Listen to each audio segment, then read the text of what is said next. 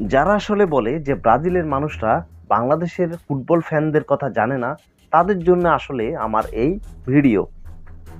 তো ভিডিওটি শেষ পর্যন্ত দেখুন। প্রথম আমি জাহাজ দিয়ে ব্রাজিল যাচ্ছি। সামনেই আর কয়েকদিন পরে ফুটবল বিশ্বকাপ।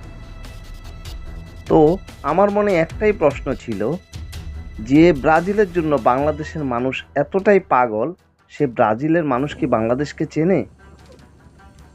যেহেতু এখন বিশ্বকাপের সময়, তো আমার উত্তেজনা আসলে কিছুতেই থামছিল না যে জাহাজ কখন ব্রাজিলে পৌঁছাবে, আমি কখন শহরে যাব এবং সেখানে গিয়ে ব্রাজিলের মানুষকে জিজ্ঞাসা করব যে আপনারা কি বাংলাদেশকে চেনেন। তো বিষয়টা আসলে আমার কাছে খুবই ইন্টারেস্টিং লাগছিল, প্লাস ভয়ও লাগছিল। তারা কি উত্তর দেবে? তারা কি বাংলাদেশকে চেনে, নাকি তারা আমাকে বলবে তারা বাংলাদেশকে জানে? তো আজকে ফুটবল প্রেমীদের জন্য আসলে আমার এই ভিডিও। আমি আর অপেক্ষা শেষ করতে পারছি না জাহাজ কখন বন্দরে ভিড়বে এবং আমি বাহিরে যাব। তো শেষমেশ আমি ব্রাজিলের পারানাগুয়া শহরে চলে এলাম।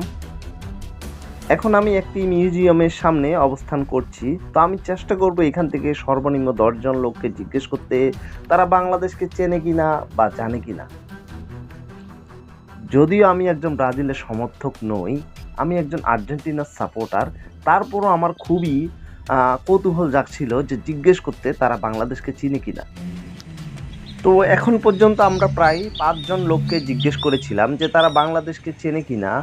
তো তারা উত্তর দিল না, তারা বাংলাদেশকে চেনে না, বাংলাদেশ নামের কোনো দেশকেই তারা চেনে না, বাংলাদেশে তাদের যে এত ফ্যান রয়েছে তাও তারা জানে না। আমি চেয়েছিলাম তাদের এই বক্তব্যগুলো সরাসরি ভিডিও করে নিতে, কিন্তু তারা আমাকে সে পারমিশন দেয়নি। পারমিশন না দেওয়ার কারণে আসলে আমি তাদের কথোপকথনগুলো ভিডিও করতে পারিনি। আমরা যখন পরবর্তী 5 জনকে জিজ্ঞেস করলাম যে তারা বাংলাদেশ সম্পর্কে জানে কিনা, বা বাংলাদেশের যে তাদের এত ভক্ত রয়েছে তারা সেটা জানে কিনা, শুধুমাত্র একজন ব্রাজিলিয়ানই আমাকে বলল তারা বাংলাদেশ সম্বন্ধে জানে।